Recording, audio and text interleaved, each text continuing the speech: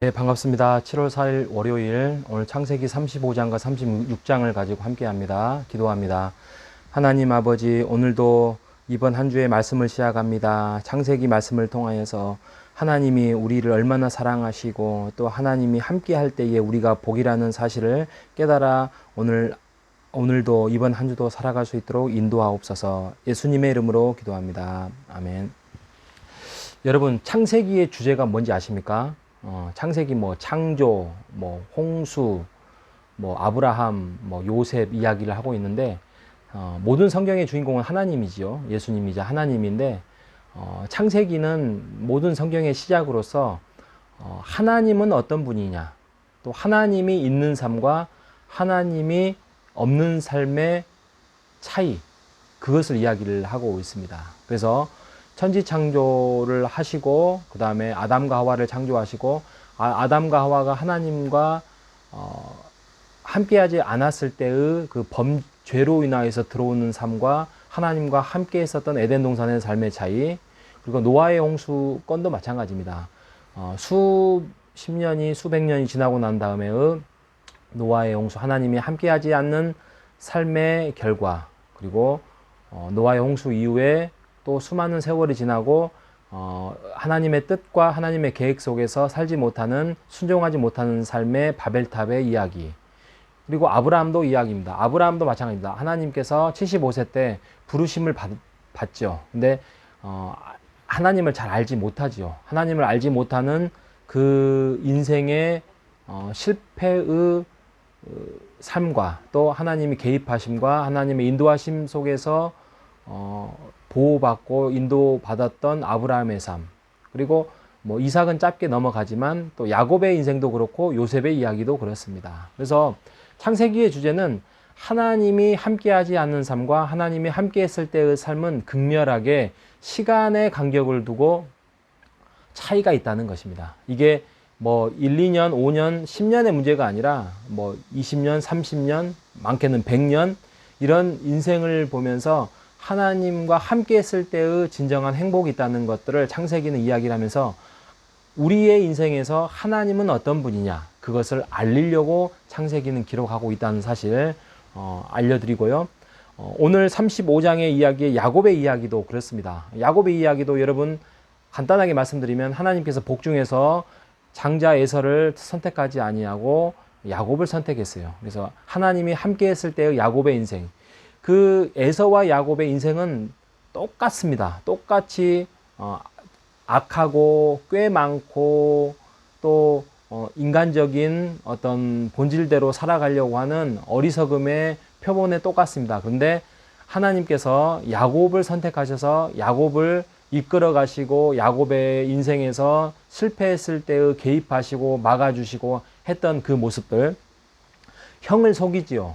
장자의 복을 위해서 형을 속이지요. 아버지를 속이지요. 도망을 갑니다.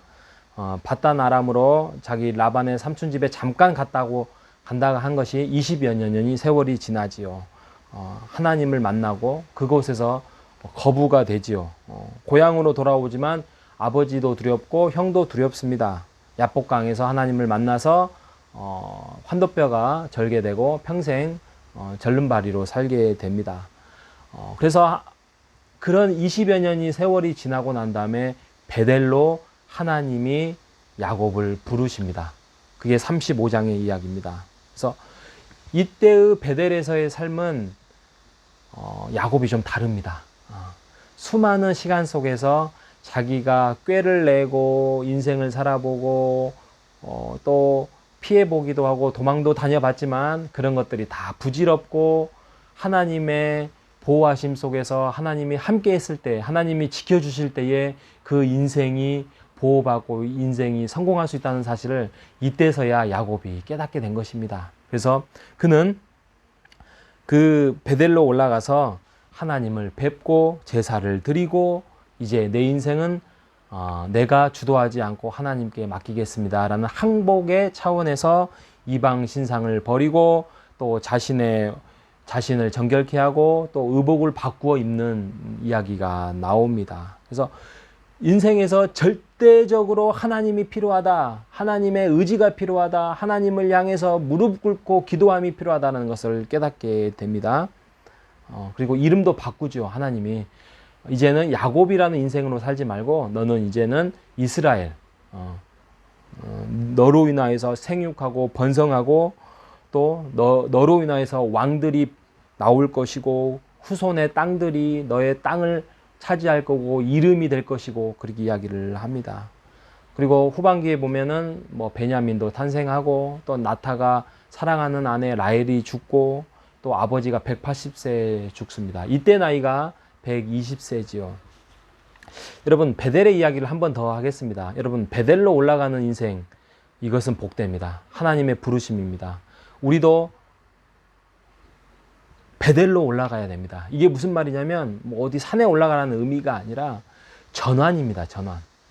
이제는 내 인생을 내가 주도적으로 살아봤더니 그게 어느 정도의 거부가 되고 어느 정도의 복이 임했지만, 진정한 복과 평안과 은혜는 하나님의 부르시는 그 베델에 내가 무릎을 꿇고 항복을 했을 때에 내 진정한 하나님의 복을, 우리의 가정이 복을 받고 우리의 자녀들이 복을 받는다는 사실을 여러분 깨달으시기를 바랍니다.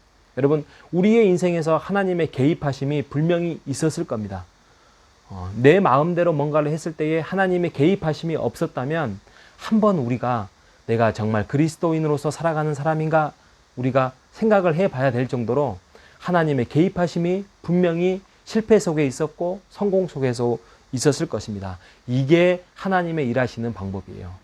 이게 무슨 말이냐면, 내가 진심으로 하나님께 기도했고 내가 간절히 하나님께 기도했고 내가 소원을 구하며 하나님께 기도했더니 하나님이 응답하신 경우도 있었습니다만, 하나님의 일하시는 방법은 대부분 시간을 통해서 5년, 10년이 아니라 20년, 30년 이런 시간을 통해서 부질없구나, 내가 실패했구나, 내가 열심히 살아갔더니 이게 진정한 행복이 아니구나 라는 것을 깨닫게 하는 것이죠.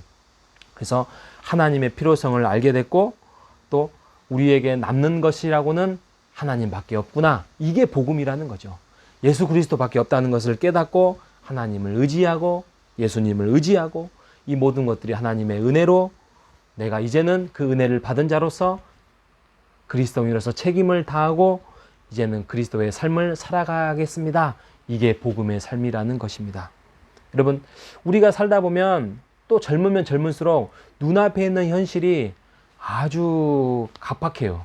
바쁘고 또 이것을 내 마음대로 하고 싶어 하고, 근데 이제 나이가 들면은 이게 부질없구나라는 걸 깨닫게 됩니다. 젊었을 때는 그런 삶을 살기에 바쁘지만 결국에는 우리가 우리의 인생에서 의미와 결과는 하나님이 우리와 함께 했을 때, 개입했을 때와 개입하지 않았을 때의 그 결과를 두고 우리가 이야기를 할 수 있습니다. 여러분, 시간 속에서 일하시는 하나님, 저는 이 단어를 매우 좋아합니다. 그때그때 순종이, 또 그때그때 항복이, 그때그때의 실패가 하나님의 나타남이 잘 나타나 보이지 않을 때도 있습니다. 하지만 하나님은 오늘도 우리의 인생에서, 우리의 삶 속에, 우리의 회사에, 우리의 관계에서 개입하시고 일하십니다. 여러분, 그러지 않을 때의 인생, 에서의 족보가 36장에 나와 있지 않습니까? 에서의 족보는 이렇게 해서 끝나버립니다. 족보의 나열로 끝납니다. 에서의 삶이 어쨌더라, 하나님이 어떻게 인생을 주도했더라, 이런 거 없습니다. 그냥 족보로 36장이 끝납니다. 그래서 야곱의 인생과 에서의 족보로 인해서 비교를 해보면 하나님의 개입하심이 진정한 복이라는 사실을 여러분 잘 아실 것입니다. 나중에 야곱의 후손을 통하여서 예수 그리스도가 탄생이 되었고 또 그것으로 인해서 하나님의 복이 임한다는 그 가정. 여러분, 우리의 가정이 복받고 우리의 자녀가 복받고 우리의 후손의 자녀들이 복받기를 원합니까? 그러면 하나님 앞에 철저하게 하나님의 인생을 맡기고 또 항복하고 또 하나님의 그 인도하심대로 순복해 나가는 우리의 가정이 되시기를 부탁드리겠습니다. 기도하겠습니다. 하나님 아버지 감사합니다. 에서의 인생, 야곱의 인생을 살펴보니까 야곱이 어쩌면 실패하는 것 같지만 그때그때마다 하나님이 개입하심으로써 이끌어 주셨고 결국에는 예수 그리스도의 족보까지 수많은 왕들의 나라를 다스리는 그런 나라가 되었습니다. 하나님, 오늘도 우리도 베델로 올라가는 인생, 또 하나님 앞에 순복하는 인생, 하나님의 부르심 앞에 그 시간 속에서 일하시는 하나님 앞에 우리가 순종하는 인생을 살아갈 수 있도록 인도하옵소서. 이번 한 주도 그런 인생을 살아가기를 원하오며 예수님의 이름으로 기도합니다.